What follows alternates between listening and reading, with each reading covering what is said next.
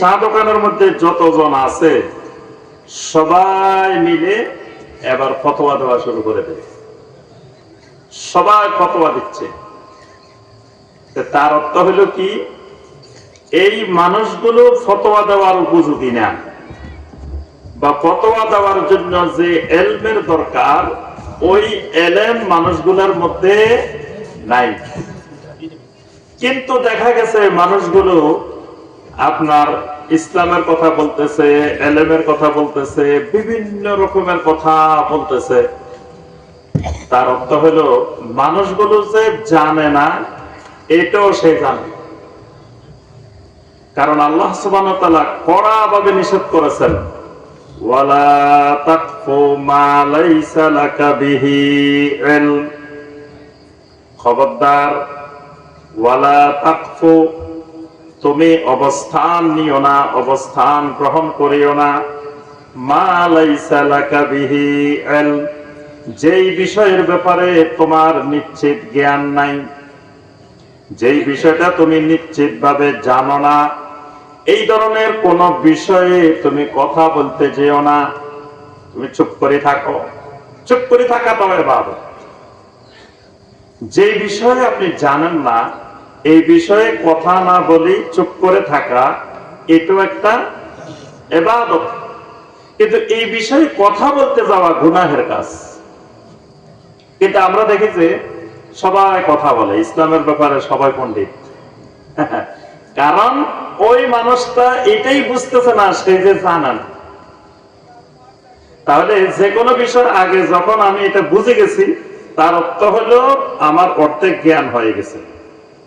তাহলে বরকত, বারাকা, এটা যেহেতু আমরা বুঝছি, আলহামদুলিল্লাহ, ওয়াজ অর্ধেক শেষ। এবার আসেন, বরকতের আরেকটা শিরকি শব্দ আছে। এই বরকত, এটি হলো কোরআন সুন্নাহর ইসলামী শব্দ, এটা ইসলামী পরিভাষা।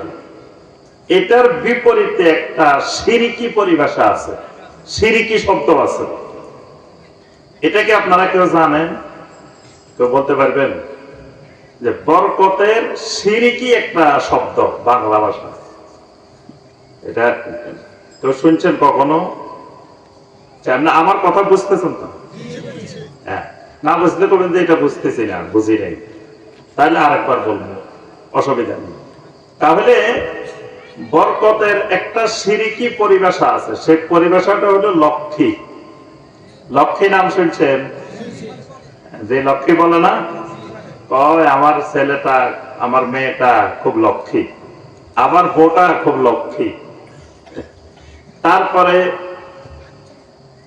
অমুসলিমেরা লক্ষ্মীর পূজা করে, লক্ষ্মীর ইবাদত করে, করে না? লক্ষ্মী একটা দেবতার নাম। এই জন্য তারা বলে যে লক্ষ্মী আর সরস্বতী এক ঘরে প্রবেশ করে না। এই দুই দেবতার সাথে নাকি সম্পর্ক ভালো না, একটা আসলে আরেকটা আসে না, একটা আসলে আরেকটা চলে যায়। মানে যে ঘরে লক্ষ্মী আসে এই ঘরে সরস্বতী আসে না, যে ঘরে সরস্বতী আসে সেই ঘরে লক্ষ্মী আসে না। সরস্বতী হলো জ্ঞানের দেবতা, আর লক্ষ্মী হলো সম্পদের দেবতা। মানে যে ঘরে জ্ঞান বিজ্ঞান আসে এটা তাদের বিশ্বাস। হ্যাঁ, যে ঘরে জ্ঞান বিজ্ঞান আসে এই ঘরে সম্পদ আসে না, যে ঘরে সম্পদ আসে এই ঘরে জ্ঞান বিজ্ঞান আসে না। এটা তাদের দৃষ্টিতে তাদের বিশ্বাস, তাদের দুটা দেবতা। আমাদের আলোচনার বিষয় ওইটা না। আমাদের আলোচনার বিষয় হলো বরকতের বিপরীতে একটা শিরকি শব্দ, সেটা হলো লক্ষ্মী। একজন মুসলিমের ঘরে কোনোদিন লক্ষ্মী আসতে পারে না, মুসলিমের ঘরে কোনোদিন লক্ষ্মী আসবে না। এজন্য কখনো বলবেন না যে আমার মেয়েটা খুব লক্ষ্মী, আমার বউটা খুব লক্ষ্মী, আমার গরু এটা খুব লক্ষ্মী, আমার ছাগল এটা খুব লক্ষ্মী, আমার ঘর এটা খুব লক্ষ্মী, আমার দোকান এটা খুব লক্ষ্মী। এইরকম কথা বলা যাবে না। বললে কি হবে? শিরকি কথা। মুসলিমের ঘরে কখনো লক্ষ্মী ঢুকবে না, লক্ষ্মী আসবেও না, লক্ষ্মী যাবেও না। কারণ মুসলিম লক্ষ্মীতে বিশ্বাস করে না। তো লক্ষ্মীতে যদি বিশ্বাস না করি, তাহলে দেখবেন অসংখ্য মুসলিম এই লক্ষ্মীর শব্দটা ব্যবহার করে, লক্ষ্মীর কথা বলে। আপনাদের এদিকে বলে কিনা জানি না। তাহলে প্রথম কথা এটা বলা যাবে না, এবং মহিলারা বেশি বলে, আমার মা বোনেরা এই শব্দটা বেশি ব্যবহার করে। এই জন্য মা বোনেরও সতর্ক হইতে হবে, লক্ষ্মী শব্দটা পরিহার করতে হবে, এটা ব্যবহার করা যাবে না। কাউকে লক্ষ্মী বলা যাবে না। লক্ষ্মী একটা দেবতা, এটার সাথে মুসলিমের কোনো সম্পর্ক নাই। তো মুসলিমের সম্পর্ক কিসের সাথে? বারাকা, বরকত। বরকত কার থেকে আসে?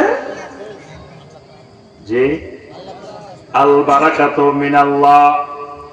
বরকত আসে একমাত্র আল্লাহ রাব্বুল আলামিনের পক্ষ থেকে। বরকতের মালিক হলেন কে? উত্তর পুরোপুরি হয় নাই। বরকতের মালিক হলো একমাত্র আল্লাহ, খালি আল্লাহ না। আল্লাহর আগে আরেকটা শব্দ বলতে হবে, কি শব্দটা? তাহলে বরকতের মালিক কে? এবার সঠিক আছে, একমাত্র আল্লাহ। একমাত্র বলে গেলে বরবাদ। যেখানে একমাত্র উঠে যাবে সেখানে শিরিক যুক্ত হবে। একমাত্র যতদিন থাকবে তাওহীদ ততদিন থাকবে। আচ্ছা বলেন তো দেখি, ইসলাম সর্বশ্রেষ্ঠ ধর্ম না সর্বনিম্ন ধর্ম? এই যে ফেল করে গেছেন সবাই, খুশিতে আনন্দ চিত্তে বলছে কিন্তু ইসলাম সর্বশ্রেষ্ঠ ধর্ম। কি খুশি, কিন্তু কথাটা ভুল।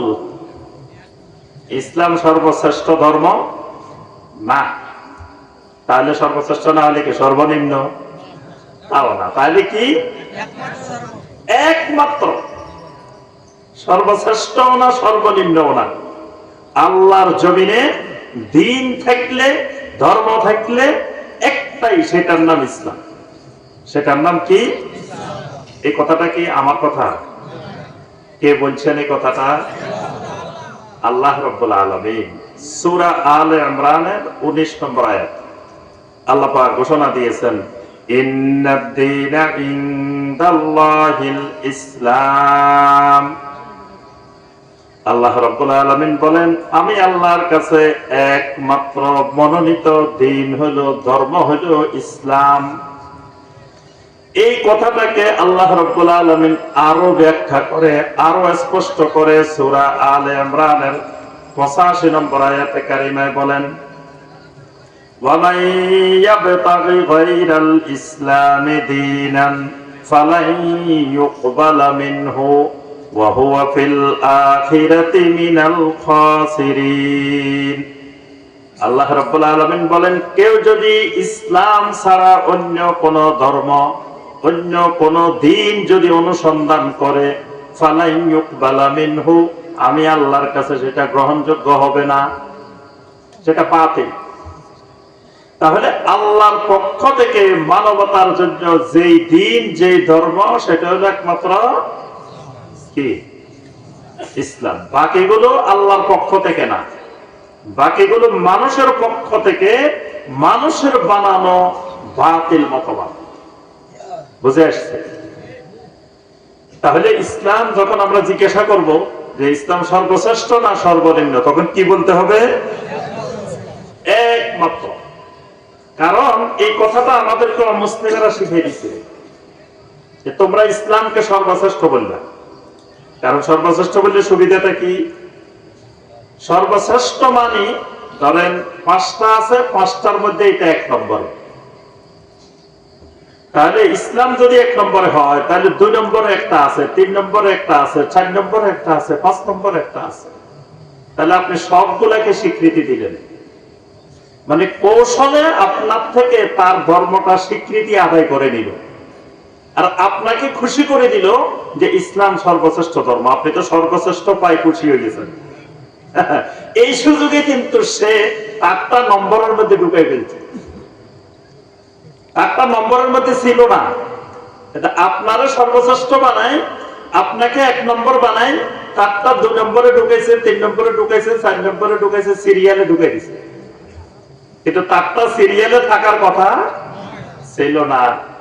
আর আমরা মুসলিমেরা কোরআনের সাথে সম্পর্ক না থাকার কারণে আমরা এটা ভুলে গেছি। আমরা আল্লাহ যে বলে দিয়েছেন ইসলাম একমাত্র, এটা ভুলে গেছি। এই জন্য মনে রাখবেন, একমাত্র ভুলা যাবে না, একমাত্র বললে সর্বনাশ। আচ্ছা বলেন তো দেখে, আমরা ইবাদত করব কার? এই তো এই একমাত্র আল্লাহ, খালি আল্লাহর ইবাদত না, ইবাদত করব কার? সূরা আল ফাতিহার মধ্যে আল্লাহ পাক বারবার আমাদেরকে শিখাইছেন যে বান্দা তুমি বলো ইয়্যাকা না'বুদু ওয়া ইয়্যাকা নাস্তাঈন।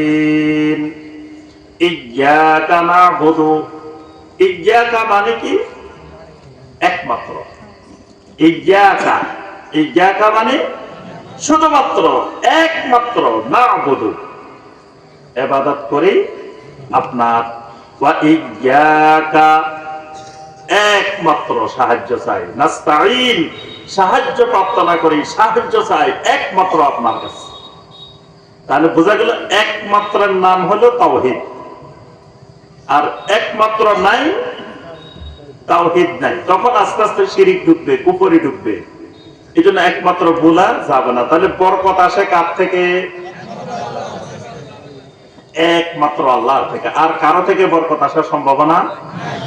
আল্লাহ যেখানে যেখানে নির্দিষ্ট করে দিচ্ছেন যে এটা এটা এটা এটা বরকত, এটার মধ্যে শুধু বরকত, এর বাহিরে আর কোথাও বরকত নাই। বাংলাদেশের লক্ষ লক্ষ মানুষ মাজারের থেকে বরকত নেই। কিসের থেকে? দেখছেন আপনারা? আপনাদের দিকে মনে মাজার নাই সবাই? যে আলহামদুলিল্লাহ। হ্যাঁ, তো বাংলাদেশের অনেক এলাকা আছে প্রতি বাড়িতে বাড়িতে মাজার, প্রতি ঘরে ঘরে মাজার। আমি একবার কয়েকবার ইন্ডিয়া গেছি, ইন্ডিয়াতে দেখা যায় কি প্রত্যেক বাড়িতে বাড়িতে মূর্তি, রাস্তা রাস্তা মূর্তি, একবারে অলিতে গলিতে দোকানে পাটে গেলে কি দেখা যায়? মূর্তি আর মূর্তি, মূর্তি আর মূর্তি, সব জায়গায়। ঠিক কিছু এলাকা আছে প্রতি বাড়িতে বাড়িতে মাজার। এই বাড়িতে যাবেন মাজার, এই বাড়িতে মাজার, এই বাড়িতে মাজার। তাহলে অনেক মানুষ বরকত নেয় মাজারের থেকে।